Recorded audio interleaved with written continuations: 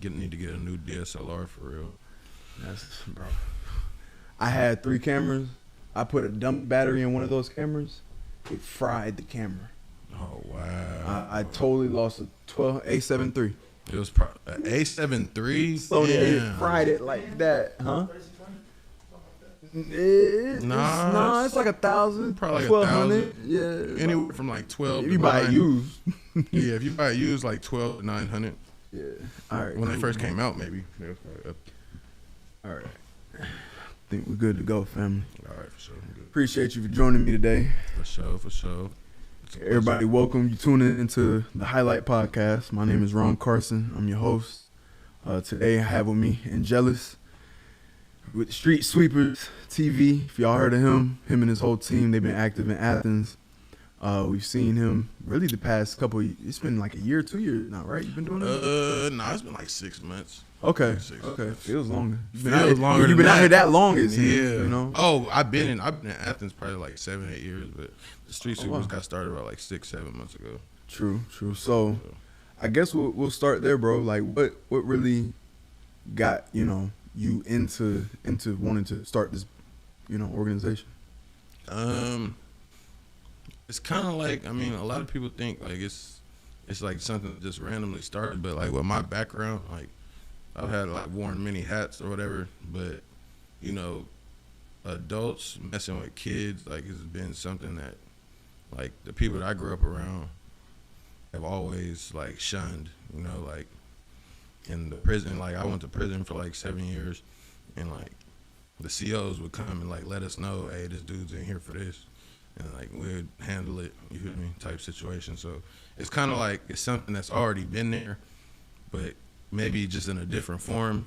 But about 6-7 months ago, my son, my 6-year-old son, had got leukemia, and it kind of like it put me in a weird place where I just like felt like I wasn't being a good parent, and I was putting everybody's happiness and my job or whatever in front of being a father to my kids, and kind of like it put me back in a mind frame where it's like I wanted to be a better dad. And then I don't know, just not liking everything that we see in the news with the Epstein files and these people's names in there, and they still get to live their life and make money and capitalize on a little guy. So it's just like, well, what can you do? It's like you can't just kick down certain individuals' doors, but these little stragglers, little kibbles and bits around here, we could do something about it until we get enough of a voice, and then we can maybe address those elite, right, quote unquote. Tell me this, tell me about the first time you guys pulled up on somebody. Oh, the first time we was in it was at Starbucks on Atlanta Highway. It was a Hispanic dude that could barely speak any English. Well, he made it seem like he couldn't speak no English, but them text messages was in English. I ain't gonna. I was like nervous. I was just like damn near going on my first skit for real. Yeah. Like I was kind of nervous. I didn't really know if it was gonna be an issue with the police. I didn't know if it was gonna be an issue with the business itself. Right. But I was just like, hey man, I done did way worse in the streets, so let's do it. And my team was there with me, and it was simple. I learned a lot from it, and it kind of like put things into perspective on how all the cases following would go. So. Right. Tell me, how does this stuff kind of work when you're trying to like catch a predator? Like what do you have to watch out for? What things could get you in trouble, or what things can, like, how does this, because you first jump in, you figuring it out, but like now I feel like you got a process. So exactly, how did you kind of like build your process up, or how you guys go about this? There was a lot of trial and error. It definitely was a learning process. Like as you go, there's not like a booklet on how to catch predators or anything like that. So, watching Chris Hansen over the years, and then watching some other like predator catching groups and how they do things, like the platforms they use to catch them. Even like listening to what the questions on their chat logs, what the decoy says and stuff like that. But it wasn't like that wasn't a primary. It was just based off of just common knowledge. Like you meet these people. We didn't want to meet people on standard dating apps like like Bumble or Tinder or anything like that, where it's like you really got to get to know somebody, then meet up. The ones we work off of are like primarily like hookup apps, like sex dating apps. Like, okay, I see you're close to me. I see you within a mile radius. Let's hook up. right. You know, so it doesn't take like months and months and months of Planning. evidence gathering. Right. It's just like, hey, what's up? Hey, what's up? I like you. You like me. I'm 14. Okay, let's go. Like, you feel me? Right. And then next thing you know, now you in our waters. You know, so then we try to we let them lead the conversation, so that way it's not like, even with Chris Hansen, a lot of people think that every single one of those people that got hauled off in the police vehicle went to jail, but a lot of them didn't. A lot of them just got booked in and let go, and then the official investigation starts with the actual police and CID and sex crimes and stuff like that. Right. But yeah. So How would you say? Because I think there's probably like a line that some people would draw, you know. And one more question, one more thing that we learned. Like, sure. so pretty much we kind of like learned the principles of entrapment, and then the principles of false imprisonment. Right. And like we make sure, to the best of our ability, we refrain from doing anything that'll, me personally, I'm not really too worried about going to jail if I have to, especially when it comes to protecting a child.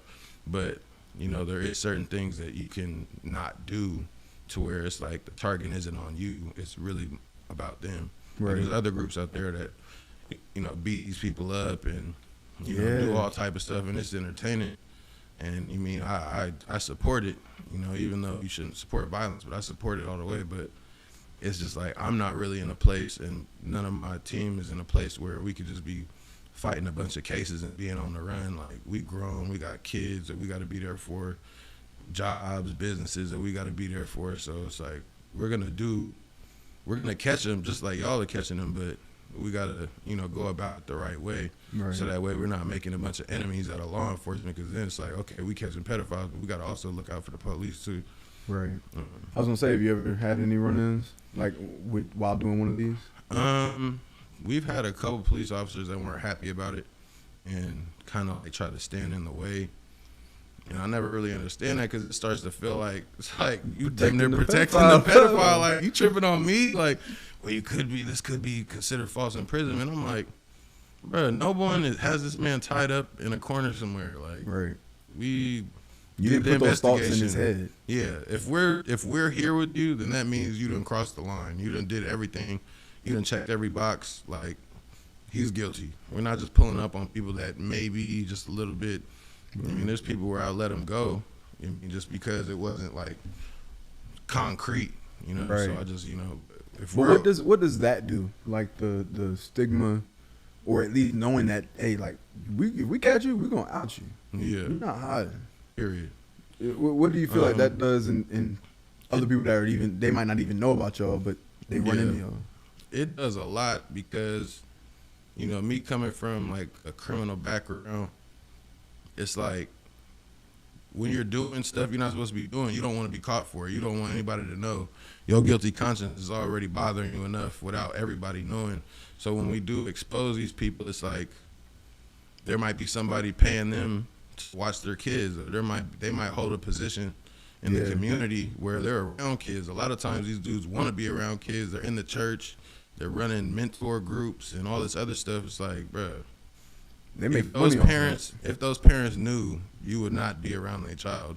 Right. So it's like, a lot of people just think it's clear cut. Like, we want these people in jail. Like, yeah, of course, we want them in jail. We want them in graveyards. But more importantly, we want to keep justice. Yeah, I want justice, but I don't want a child to have to be raped first. Right. In order for this person to get some type of consequences.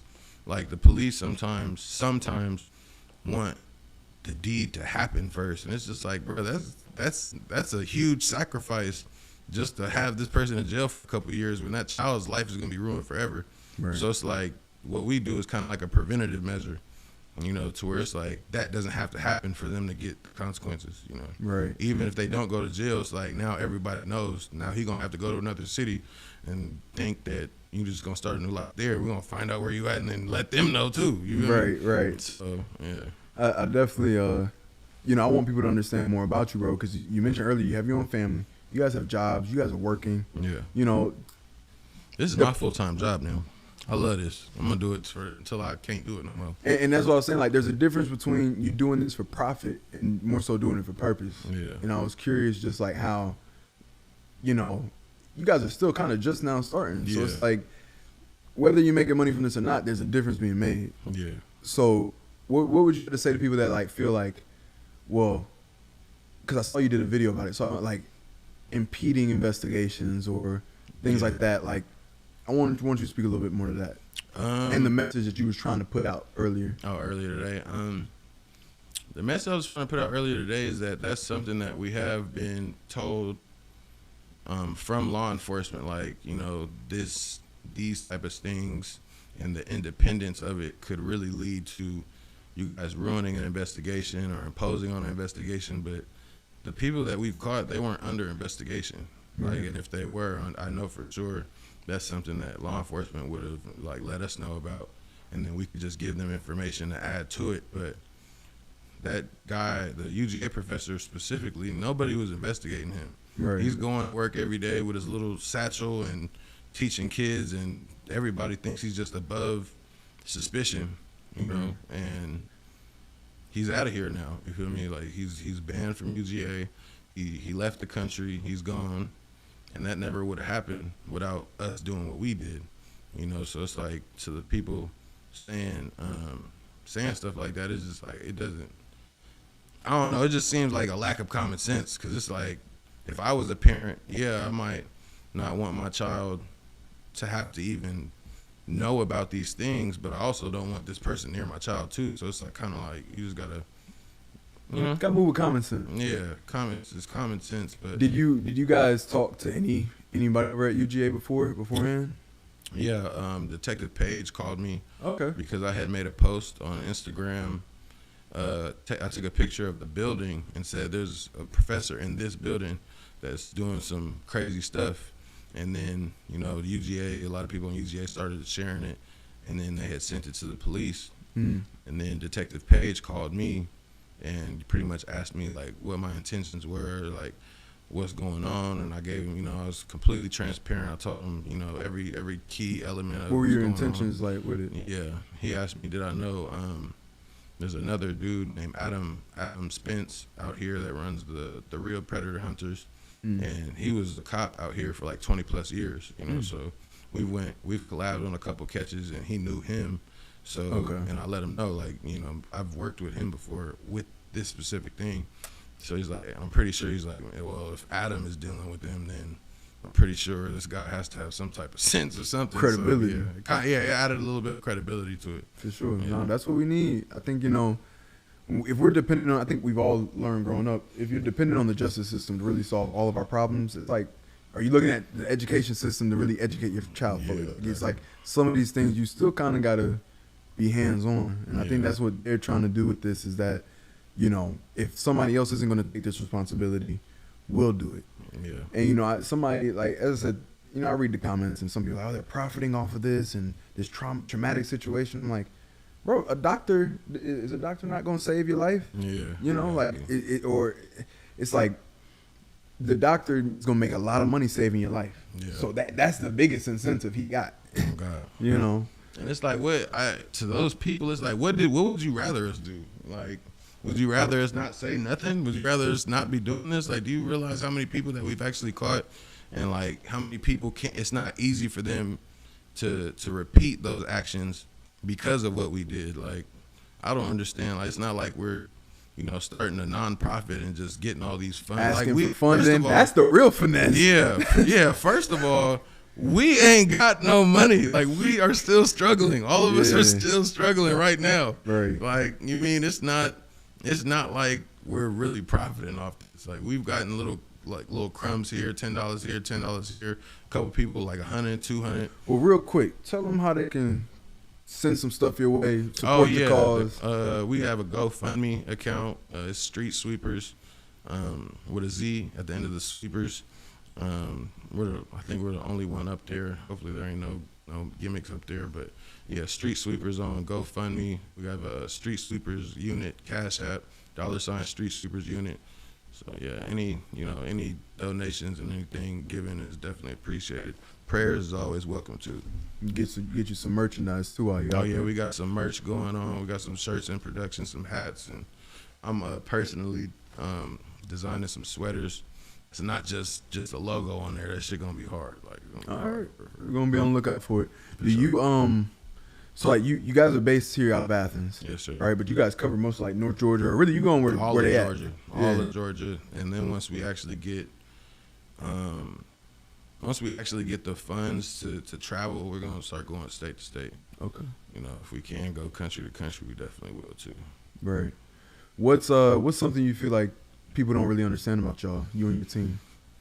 I think there's probably a bias because like you see like people like me and like just different faces of the team, and it's like, well, that doesn't fit the standard crime solving hero. Like, Right. It's not he Scooby looks Doo like in a them. demon. Like, this man looks like a demon, but it's like even in the streets, like I was always somebody that stood for morals, you know, and like a lot of times, like there might be some perfect hair, perfect teeth, suit wearing politician that I would never trust my daughter with, but there's a tattooed face, gang member, dude that got 6-7 life sentences, like murderer, that I would literally leave my daughter in his cell and trust him because I know anybody touches this little girl, he finna get wicked. Like, Right. like I would trust them. Like, I know my daughter would be able to walk the yard like with everybody and nobody would touch her because it's like there's a system and morals. Like, I come from California where it's like you go against the grain or go against the rules. It's not gonna be pretty for you feel me, at all. Right. Like, in a very serious way. You feel like people misunderstand what y'all doing? Maybe I could see certain things being misconstrued because of who's driving, but the bottom line is we're trying to protect kids and Right. we're trying to make the community safer. We're about the community. We're about the people that could be victimized and the people that have been victimized that never really got any justice. So Right. Do you think that like this style of justice, like independent, you think that's becoming more common now because the lack of awareness in addressing some of these issues? Definitely. I definitely see a lot of predator catching groups out there popping up, and I feel like as long as they're going about it the right way, the reality of it is that they're an instrument of law enforcement, even if they're not law enforcement. Like, everything that we're doing for free, we pass to them, you know, and they get paid for it, and they get majority of the credibility and a majority of the, you know, the credit for it. But it's really not about the credit. It's not about the clout. It's not about, you know, the increments of donations. It's not about none of that. Like, I would do it for free. Like, if I Right. seen somebody's kid being touched or violated, I'm going to jail for free. Like, I don't care. It's not my child. Like So- I always say, evil prevails when good men fail to act. You know, I'm Right. God's child, so it's like I'm gonna step for his most prized possessions, which is kids and righteous people. You know what I mean? And I've lived a certain life where, you know, I do take some enjoyment in that, like sliding on a pedophile. I love doing it. I'm gonna keep doing it. You feel me? Right. It's an Feel me, adrenaline rush man. for Yeah. me, and it's like I'm doing it for the right reasons. I used to do it for all the wrong reasons. So I was gonna ask you, like, if one of your stints turned out to be wrong, like, how do you handle that? How do you guys have you guys ever been in that kind of situation where just things might have? Not really, because I mean, we're not perfect, but we do tend to cross our T's and dot our I's. But I mean, I definitely, if I was wrong, I'm gonna do everything in my power to undo what we did. I don't really see it being wrong because they send pictures. Right. We're not. You send a picture of your stuff to Yeah. anybody that's not, even if it's an Yeah. adult, like, And then you sending pictures of your face and everything else. It's like, it's kind of hard to misidentify, you know. But Mhm. I mean, if there ever was a situation, like there was one where at the QT on Atlanta Highway where the dude was like super kind of secretive and like he only sent a picture of half of his face. And, you know, sometimes a person might look a certain way on a picture and then not really look like that in real life. So for 2 seconds, I was like, man, it might not be him. I'm over here pressing this dude. But then we called from the decoy number, and then his phone started ringing. I'm like, oh, yeah, we in here. We good. Like, what you doing here, boy? Right. Like, for real, for real. Right. So, you know, there has been a handful of occasions where I wasn't sure if this was the actual person, but it usually always ends up being him. Right. But if it was, I would go out of my way to, like, let people know. I'd make a whole post about it, like, I was wrong. This man ain't done nothing wrong. Right. But you ain't just looking for point out any random person. You just want to be accurate and direct. Yeah. I feel it. What would you say if somebody was like, you need to stop, you don't need to do this no more? I don't think that's really an option for real. Like, Too unless they passed a law. But at the end of the day, we would just adjust how we do things and then, you know, go around it. But I don't really see, like, when you do things the right way, there's not really anything that someone could point out to say, well, look, they're doing this right here, so this shouldn't be happening. Like, we haven't hurt. I've never gotten physical with anyone. I've never had to hurt anyone. You know, you ever sent them to jail? Just curious, like after you ever had a catch go and be like, oh, we calling the cops, and the cops picking them up and like taking them? There's been a couple situations where they do haul them off in the car for sure. And there was one where the dude, like the law enforcement officers, definitely told us like he's going for enticing a minor for sure. So that's the desired goal and conclusion of all the catches that we have, but sometimes it just don't go like that. Sometimes it's like, okay, you guys did the investigation, that's cool. Now give everything to us so we can start an official investigation. Right. So do you how often do you guys collaborate with law enforcement now, as far as every single time? Okay. Even if it's just a phone call notifying them, like, hey, look, this is what's about to happen. This is what's going on. It's good that we have had the notoriety that we've had to where it's like when they hear that name, they already know what's going on. You know, with, like I said, with the Detective Page and the UGA situation, right. He already heard about us. I mean, he already knew. Like, the majority of Clark County is following us on social medias, you know. And even if it's just like a post that we make with someone's phone number, usually we don't try to give out personal information, but we know that they're watching. So right. It's like, even though we might not be able to catch this person in person, at least it will put them on a radar. Like how they say that, you know, you could be impeding or imposing on an investigation. Right. Shit, maybe us just giving you this information might start one, you know. Right. I definitely think they need all hands on deck, especially with that budget funding. We got to get all of our police officers funded. You know, that was the other thing too. Like somebody was saying, our communities having their own kind of police force, law enforcement. Yeah. You know, this is probably kind of like some way in that. Yeah. Let's see. Got a couple questions, bro, and then we're gonna get right to it. You feeling good? You need anything? Yeah, no, I'm straight. Let me just check this camera real quick. So.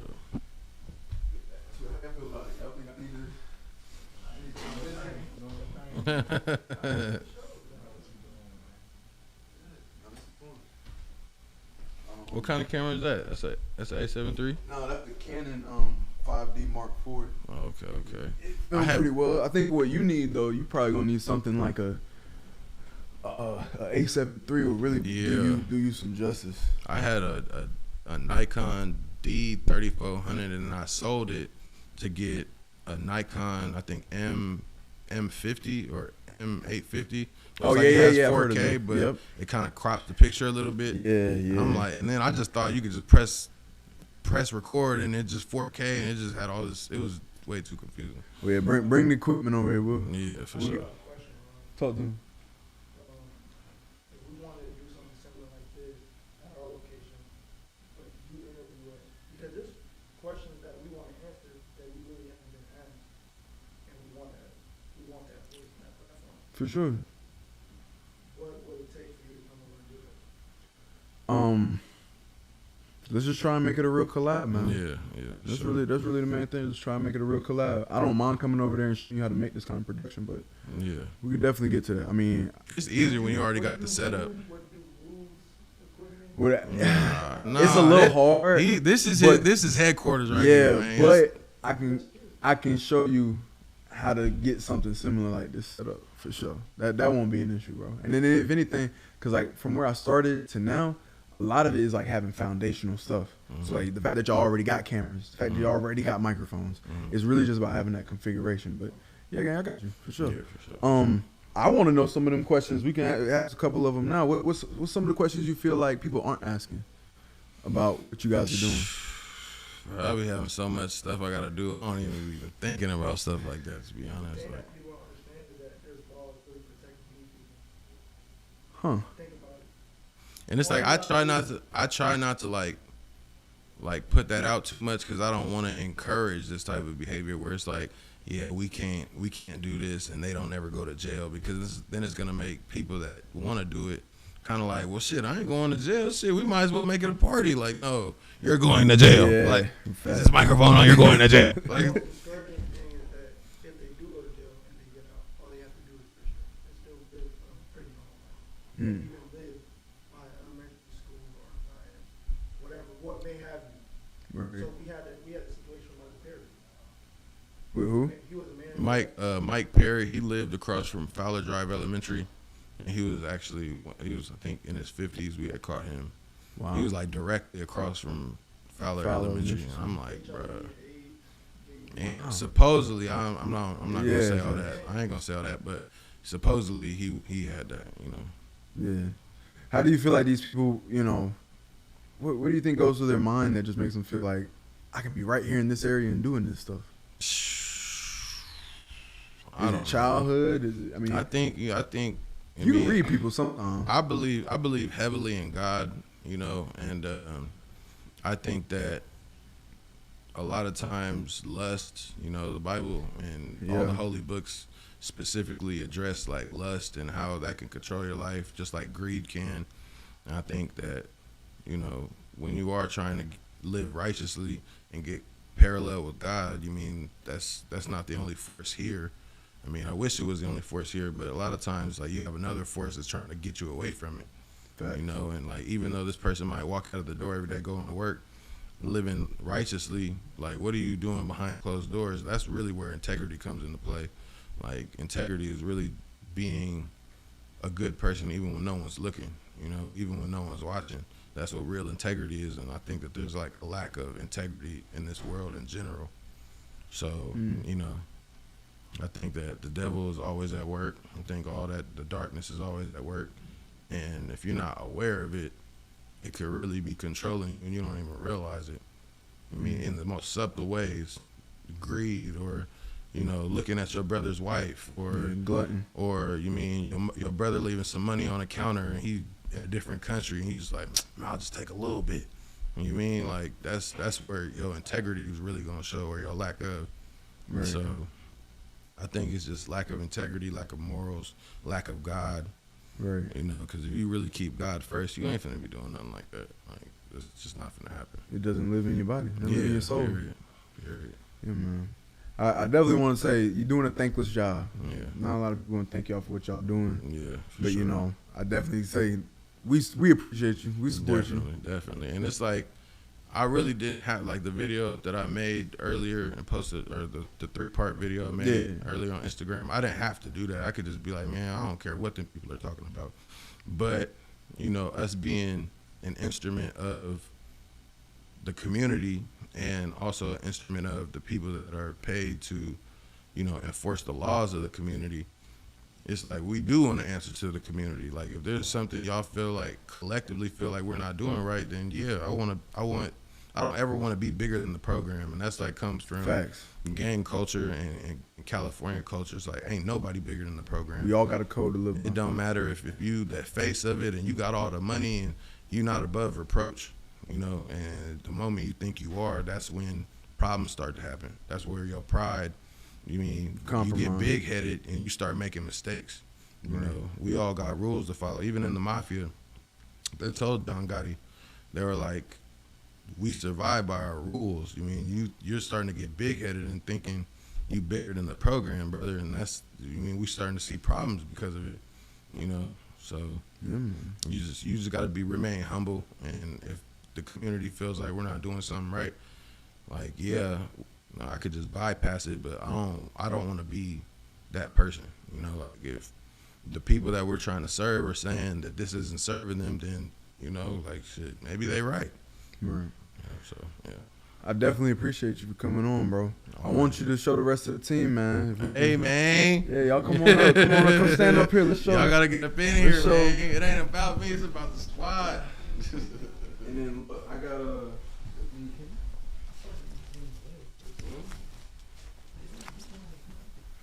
I want you to come, bro. And introduce everybody real quick. And just come over here. Oh yeah. So where I look for it. You look towards that camera. I'm gonna let them so you can see everybody. Everybody know me, Godzilla, Angelus Pereira. My brother right here. Hey, come on, Big Amar. Feel me, from Loganville. Me and my boy doing this thing. Big AD right there, AD Santana, real original. Big Banks right there, Tennessee finest. And then you got Lady AD right here from Florida with in the Athens name. We the street sweep. This ain't even everybody. We got Tootie. We got a couple more people, a couple of decoys that just got on board. But yeah, I appreciate y'all coming on. Definitely. This ain't gonna be the last time. No, definitely not. Definitely not. So, alright. I'm gonna quick this strictly real quick. Oh shit, this shit says Let's redo it. Hey, that's why. Let's redo it though. That's cool. And then this time actually bring it up. Bring it up a little bit. Yeah. All right. Did they catch what were you recording when I was Yeah, I was. But and I heard it through these mics. But we'll bring it when we do your episode. We'll come over there. Introduce the team real quick. Okay, we the street sweepers out of Athens, Georgia, street sweepers unit. My name is Angelus. Call me Angelus Godzilla, Angelus Pereira. My brother Amar right here, from Loganville. Lady AD right here, she from Florida, but she pretty much from Athens. You feel me? My brother AD Santana, original right here. And then we got Banks, Tennessee finest, all of that. This ain't the whole team. We got Tootie and a couple other people. You feel me? But yeah, all these people right here care about keeping the kids safe, keeping the community safe, and they all invest their time. Don't ask for anything in return, so they definitely deserve, a shout out at all times. Man, we gotta support these folks. Yeah. I appreciate y'all for coming, man. Thank you. Sure. Let me drop the mic. Somebody's phone is recording. I'm gonna just save y'all some memory real quick. Let's Yeah, I like this vibe, man. And my boy got the sage in here. Oh yeah. Got bad spirits out. Got to. Bad spirits be closer than you think.